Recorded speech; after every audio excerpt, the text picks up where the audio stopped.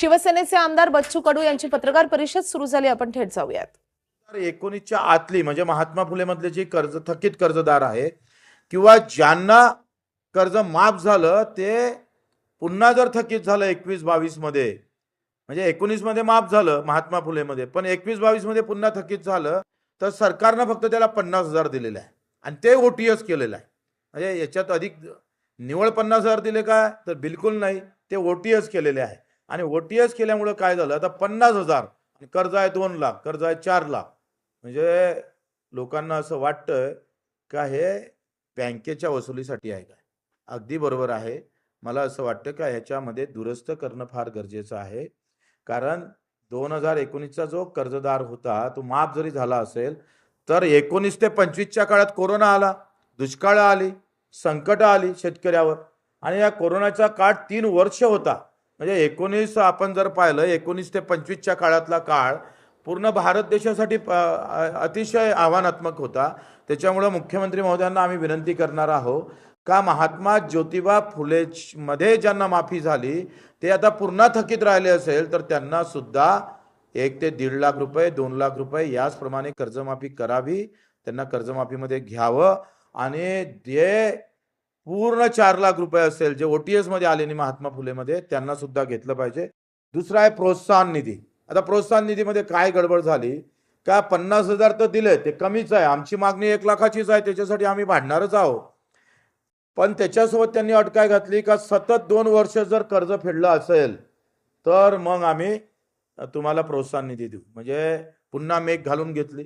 आता सतत 2 वर्ष फेडल्यावर जर प्रोत्साहन निधी देत असाल तर अर्धे शेतकरी पुन्हा बिचारे त्याच्यापासून त्या प्रोत्साहन योजनेपासून दूर जाणार आहे.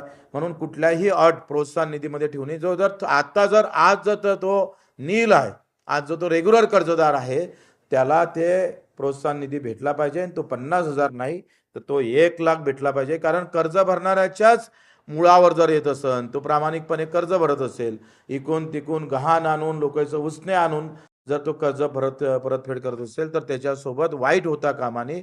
मी तर समोर जाऊन पलीकडे मागणी करतो आहे का आता तर 1 लाख रुपये तुम्ही द्याच, पण दरवर्षी जेथपर्यंत आम्हाला हमीभाव भेटत नाही, आमच्या शेतीमालाला जेथपर्यंत हमीभाव भेटत नाही, हमीभावात पूर्ण खरेदी होत नाही, तोपर्यंत जो रेग्युलर कर्जदार आहे त्याला 50,000 दरवर्षी त्याला आम्ही पाहतो योजना दिली पाहिजे. 15 ते 20 ते 25,000पर्यंत आपण त्याला दिलं पाहिजे. जसे आपण व्याज माफी देतो त्याला मुद्दलमध्ये सुद्धा सरकारनं भूमिका घेतली पाहिजे. ते सुद्धा आम्ही मागणी करतो आहे.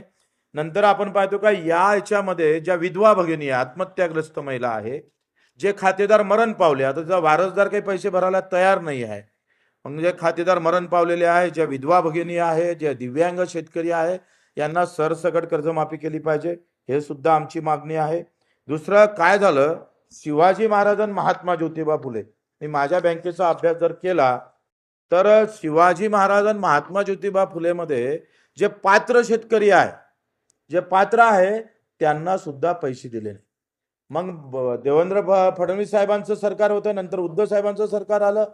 फडणवीस साहेबांनी शिवाजी महाराजांची नावानं योजना सुरू केली, उद्धव साहेबांनी महात्मा ज्योतिबा फुलेंच्या नावानं योजना सुरू केली.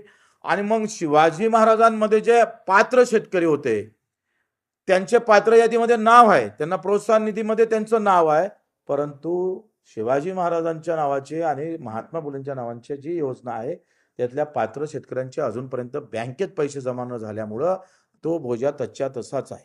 म्हणजे मी जर माझ्या बँकेचा विचार केला तर 22,426 शेतकरी पात्र होते छत्रपती शिवाजी महाराज मध्ये आणि लाभ न मिळाल्याची संख्या अर्धी आहे, 10,000 आहे. म्हणजे हा आकडा काही वेगळाच आहे. तुम्ही जर पाहिलं तर महात्मा फुले मध्ये जे उद्धव साहेबांना कर्जमाफी केली होती ती 12,217 लोकांना एकंदरीत आम्ही जिल्हा मध्यवर्ती बँकेचे शेतकरी पात्र ठरले होते, पण त्याच्यामध्ये 2,180 लोक पात्र असून सुद्धा पैसे भेटले नाही. प्रोत्साहन निधी सुद्धा तसंच आहे. प्रोत्साहन निधी सुद्धा 1,363 लोकांना भेटला नाही. म्हणजे आपण घोषणा केली आणि घोषणा केल्यानंतर त्याची जे आपण शेवटच्या शेतकऱ्यापर्यंत ते कर्जमाफी झाले पाहिजे ते गेलीच नाही.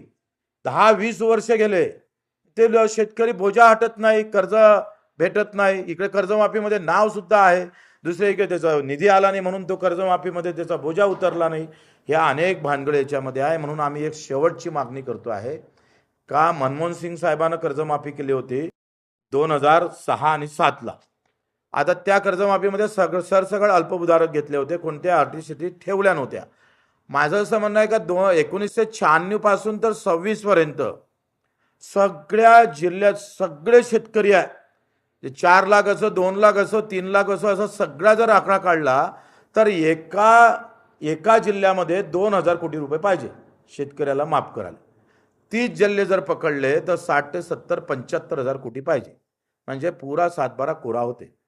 सरकारनं मनावर घेतलं पाहिजे आणि दर वर्षाले 25,000ची कोटीची तरतूद कर्जमाफीसाठी, कर्जमुक्तीसाठी 3 टप्प्यात कर्जमाफी केली पाहिजे.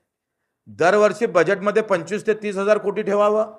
सगळ्यांचे 7-12 3 टप्प्यामध्ये नील करून टाका आणि महाराष्ट्राचा इतिहास अख्ख्या हिंदुस्थानाला कळू द्या. वास्तविक पाहता केंद्र सरकारनं कर्जमाफी करणं गरजेचं आहे, परंतु राज्य सरकारनं ते अंगावर घेतलं असेल तर हा एक नवीन उपक्रम या सरकारनं राबवणं गरजेचं आहे. देवाभाऊचंही नाव उज्ज्वल होईल, आमच्या एकनाथजी शिंदे साहेबांचं, आम्हालाही शिवसेनेत आल्याला गर्व वाटल्याशिवाय राहणार नाही. आणि ही पण मागणी आम्ही करतोय 1996 पासून तर 2026 पर्यंत पुऱ्या महाराष्ट्राला 75,000 कोटी पाहिजे. बहुत बडी बात नाही आहे. 8व्या वेतन आयोगामध्ये आता एका वर्षाला नाही म्हटलं तरी 1 लाख कोटीचा बोजा पडणार आहे कर्मचाऱ्यापोटी.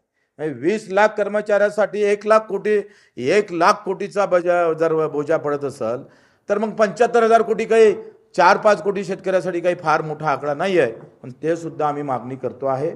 एकंदरीत शर्ती अटी ज्या आहे त्या काहीच फरक नाही. मी सगळं वाचलं ते GR जेव्हा मी पाहिले तर तुम्ही सांगतोय का याच्यामध्ये फक्त कंत्राटी जो कर्मचारी घेतलेला आणि तो घेतला पाहिजे, हंगामी कर्मचारी घेतला पाहिजे. मागच्यामध्ये काय म्हणते छत्रपती शिवाजी महाराज आणि महात्मा फुलेमध्ये नगरसेवक, महानगरपालिकेचा नगरसेवक किंवा जिल्हा परिषद सदस्य हे त्याच्यात वगळले होते. आता याच्यात ते घेतले, ते वगळणं गरजेचं आहे. बाकी सगळ्या शर्ती अटी ते वाचून दाखवण्यात मी वेळ देणार नाही, पण सगळ्या शर्ती अटी सेम टू सेम आहे, त्यात काही फरक नाही. थोडक्यात सांगायचं असलं तर OTS करताना 2019चा शेतकरी जो महात्मा फुलेमध्ये सुटला आहे तो पुन्हा कर्जबाजारी झाला, त्याला घ्यावं. प्रोत्साहन निधी 1 लाख रुपये वाढवून तो 2 वर्षाची अट रद्द करावी. तिसरं असं आहे का ज्या विधवा भगिनी आहे, ज्या आमच्या खातेदार मय्यत आहे किंवा अपंग बांधव आहे, त्यांची सरसकट कर्जमाफी करावी. आणि या सगळ्यासोबतच महात्मा फुले आणि छत्रपती शिवाजी महाराज यांच्या नावानं असलेल्या कर्जमाफीमध्ये जे पात्र शेतकरी आहे त्याच्या नावानं जे कर्जमाफीचा निधी आला नाही तो तत्काळ देण्यात यावा. ह्या सगळ्या गोष्टीसाठी आम्ही एकंदरीत सरकारसोबत बोलणार आहोत. त्यांच्यासोबत आमची चर्चा होणार आहे आणि येणाऱ्या अधिवेशनमध्ये जेवढ्या ताकदीनं हा मुद्दा मांडता येईल तेवढा मांडू. अधिवेशनात जर प्रश्न सॉल्व्ह झाला नाही तर आंदोलनाची तारीख निश्चित केल्या जाईल.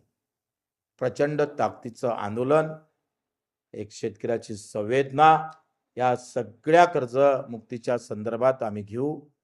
आता तुमचे प्रश्न असेल सत्तेत आहे तुम्हाला आंदोलन करता येईल का, तर मी शिवसैनिक आहे आणि शिवसैनिक म्हणून आम्ही पाहतोय तो अधिकार. आमच्या हातात जरी शिवसेनेचा झेंडा असला तरी आमच्या डोक्यात शेतकरी, मजूर, दिव्यांग आहे, तो कधीही जाणार नाही, हे मात्र खरं आहे.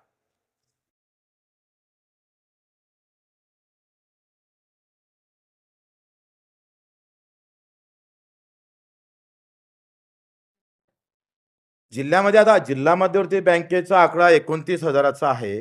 असं नाही आहे का कोणा लोक म्हणतात कोणालाच भेटत नाही, असं नाही आहे. आमच्या जिल्हा मध्यवर्ती बँकेचा विचार केला तर 29,000 लोकांना, त्यापैकी 2-3 हजार कमी होईल, पण बाकीच्यांना कर्जमुक्तीचा लाभ भेटल.